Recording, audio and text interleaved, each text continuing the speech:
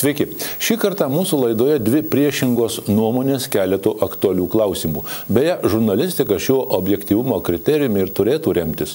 Taigi Lietuvoje įkurtas Europos federalistų sąjungos skyrius. Jam vadovauja prisiekę Europos sąjungos šalininkai. Bet tai, kad 3 iš jų yra Seimo nariai, sukėlė kai kurių jų kolegų nepasitenkinimą. Pirmas pokalbis su šios skyriaus vadovu Seimo nariu Petru Auštrevičiumi. Kokiu tikslu įsikūrė jūsų federalistų sąjunga? Lietuva kaip ES narė yra suinteresuota, kad ES funkcionuotų efektyviai, kad tai būtų visaverčių narių sąjunga, kad tai būtų sąjunga, kuri turėtų ateitį. Ir aš manau, tokiu, sakyčiau, sunkiu ES laikotarpiu, kada štai ir ekonominė krizė, ir galbūt tam tikras politinis pasimetimas, idėjų stygius apie ateitį. Štai tokiu laikotarpiu mes Lietuvoje ir įkūrėme Europos federalistų sąjungos skyrių Lietuvoje.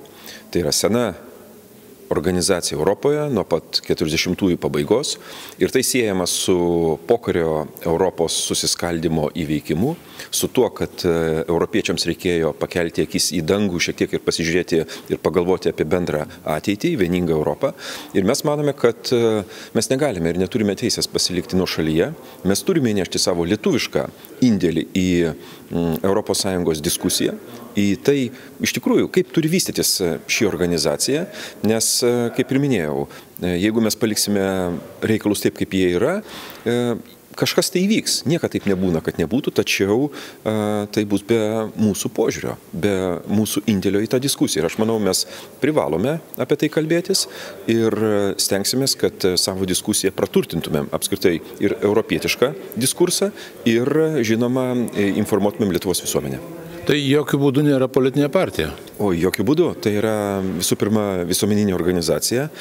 Ir štai steigėjų sąraše aš matau įvairių partijų atstovus nuo kairės iki dešinės ir centrą. Tai tikrai mes sieksime, kad kaip ir normaliai Europoje yra įvairūs politiniai požiūriai, tačiau yra normali diskusija, o ne bandymas klijuoti etiketės. Kaip jūs reaguojate į priekaištus dėl šitos sąjungos susikūrimo? Na, aš manau, kai kurios marginalinės politinės jėgos, taip įvardinčiau kai kurių kolegų pasisakymus, bando kaip ir parodyti save. Tikrai mane stebina jų, aš sakyčiau, toks plokštokas požiūris. Aš jau nekalbu apie kai kurių politikų, save vadinančiais politikų kaltinimus, kad federalistų sąjunga kūrėsi dėl to, kad Briuselis finansiškai atseit mums padeda. Atvirkščiai, mes turime nario mokestį ir išlaikysime patį save. Tai aš kolegas tik tai norėčiau sulaikyti nuo nereikalingų komentarų, kuriuos vėliau jiems gali tekti pagrįsti tam tikros institucijose. Na, abipusiai grasinimai, žinoma, nepadeda kelti bendrijos autoritetą mūsų šalyje, o jis besitęsiant ES krizei gerokai smuktelėjo. Ir įvairūs euroskeptikai pasijuto galintys mesti akmenį į federalistų daržą. Vienas iš jų – tautininkų lyderis, parlamentaras Gintaras Songaila. Kokią reakciją sukėlė šitos sąjungos įkūrimas Lietuvoje? Na, kiekvienas Seimo narys yra davęs priesaiką Lietuvos Respublikai. Ir šiaip pilietis kiekvienas gal konstitucija jį gina, kad jis gali skleisti įvairias idėjas, įvairius siūlymus, bet Seimo narys jisai prisiekia Lietuvos Respublikai, jis prisiekia vykdyti Lietuvos įstatymus, būti ištikimas tautai, būti ištikimas pagrindiniam nuostatom konstituciniam ir siūlymai iš esmės naikinti valstybę, iš esmės ją ar silpninti kaip nors, tikrai netitinka Seimo nario priesaikos.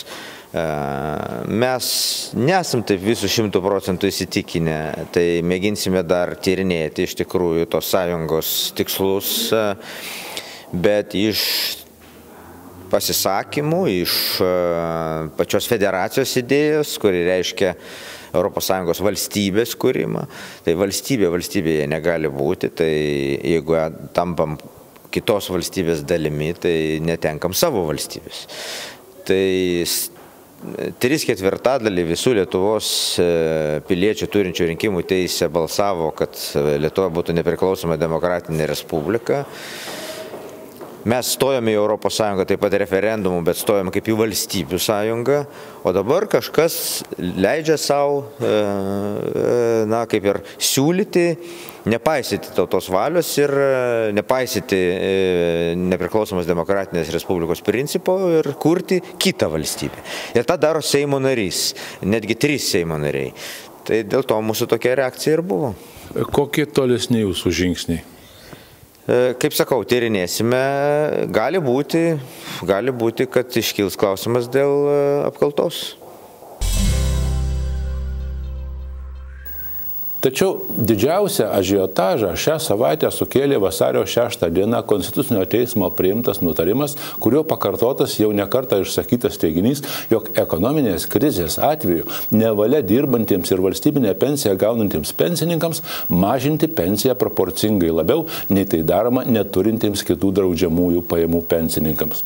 Keisčiausia, kad šiuo sprendimu patenkinti ir valdantieji, ir opozicija. Bet nuomonės vėlgi kertasi. Pirmiausia, paklausiu Seimo nario socialdemokrato Algirdo Syso. Kaip Jūs vertinate Konstitucinio teismo sprendimus?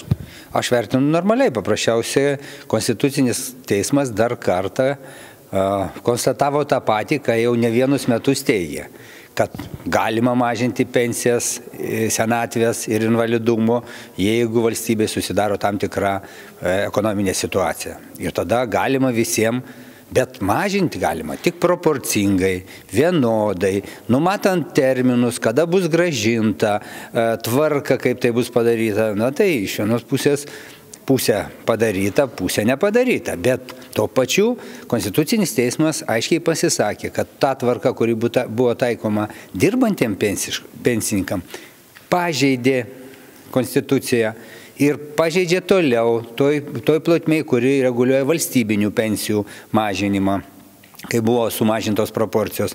Tai taip pat Konstitucinis teismas pripažino, kad kai kurie įstatymai, kurie tiesiogiai siejami su pensijom, su valstybinėm pensijom, su socialinio draudimo pensijom, su slaugos išmokom, irgi pažeidžia Konstituciją.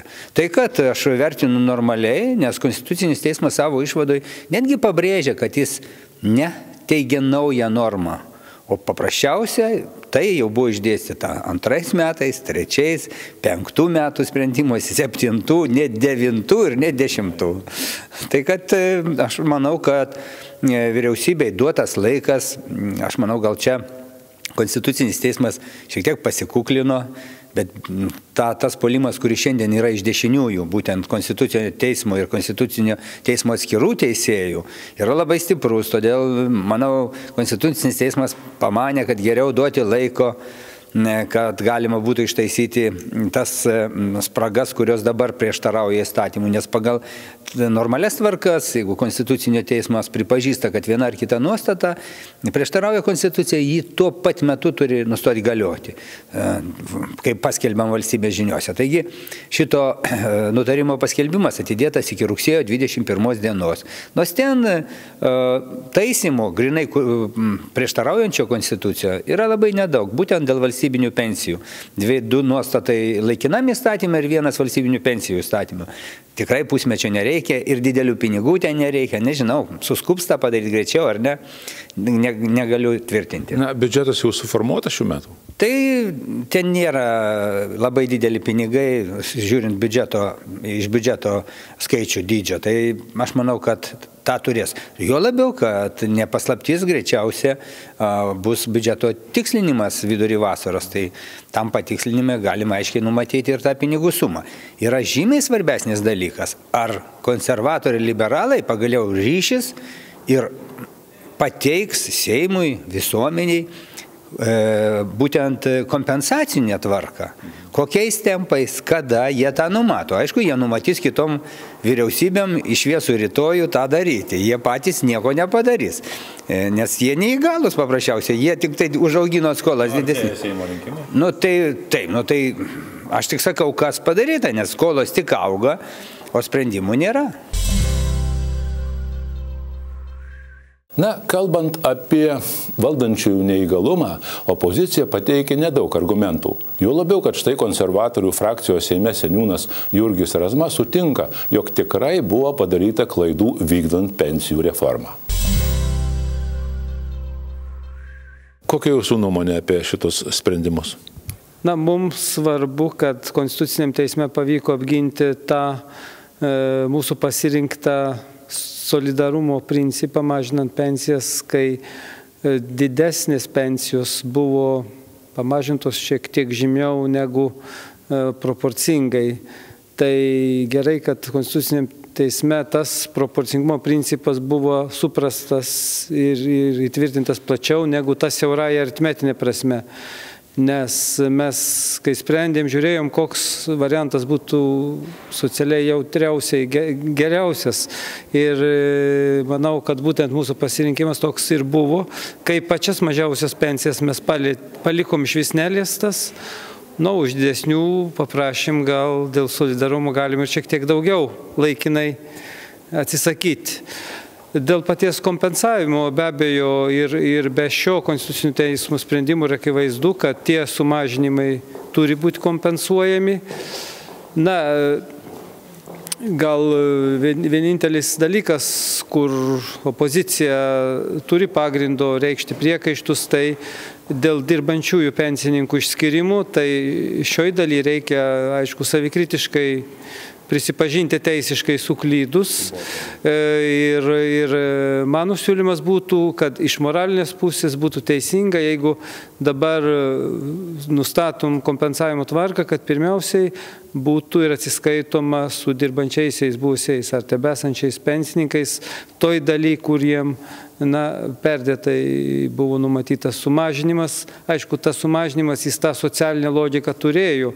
Jeigu žmogus dar gauna darbinių pajamų, atrodytų, laikinai jis gali pagyventi ir su palikta gana nedidelė pensijos dalim. Bet štai čia teisė su ta socialinė logika nesutampa ir turi pripažinti teisės viršenybę. Tai manau, kad čia svarbiausias dalykas yra tai, kad šiemet, kaip ten dabar bespręstų Konstitucinis teismas, jau senatvės pensijos yra sugrąžintos pilnai iki to buvusio aukščiausio 2009 metų lygio. Na ir tas sprendimas, koks jis bebūtų buvęs, jis tam tikrą prasme liktų tik teorinis. Jis šiuo metu jau nėra praktiškai kažkuo aktualus, jis gal yra aktualesnis dėl ateities, jeigu turėtumėm dar sunkių laikotarpių ir vėl tektų daryti panašius sprendimus.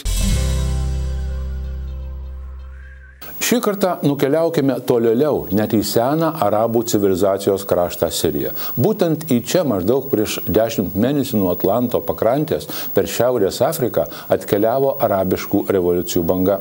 Nuo 63 metų Siriją valdo Baath partija, kuri kontroliuoja visus vyriausybės padalinius. Valdžia tvirtai sutelkta prezidento Bašaro Asado 2000 metais perėmusio postą iš savo velionio tėvo Hafezo Asado rankose.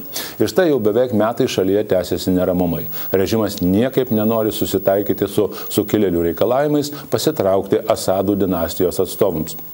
Jungtinių tautų duomenimis šalyje jau žuvo apie 6000 žmonių. Saugumo tarybos rezoliuciją antrą kartą nuo spalio mėnesio užblokavo Rusija ir Kinija. Vakarai nežino, kokių dar tramdomųjų veiksmų prieš režimą imtis. Tuo tarpu Rusijos užsienio reikalų ministras Sergejus Lavrovas, nuvykęs į Damaską, siekė išlaikyti jį Maskvos įtakos zonoje. Saugumo taryboje rengiamas dar vienas rezoliucijos variantas, bet į Rusiją vetuos, jeigu projekte nebus Maskvos diktuojamų sąlygų. Neatmetama, kad šalyje įsiliepsnos tikras pilietinis karas, kažkada siautęs Libijoje. Lietuvos verslininkai irgi nukenčia nuo neramumų Sirijoje. Pavyzdžiui, sustojo kai kurių maisto produktų, pavyzdžiui, pieno miltelių eksportas, į ją stringa atsiskaitimai. Taigi, nors tokios revoliucijos yra neišvengiamos, jos stabdo pažangą regionuose ir bendradarbiavimą tarp valstybių. Sudievu.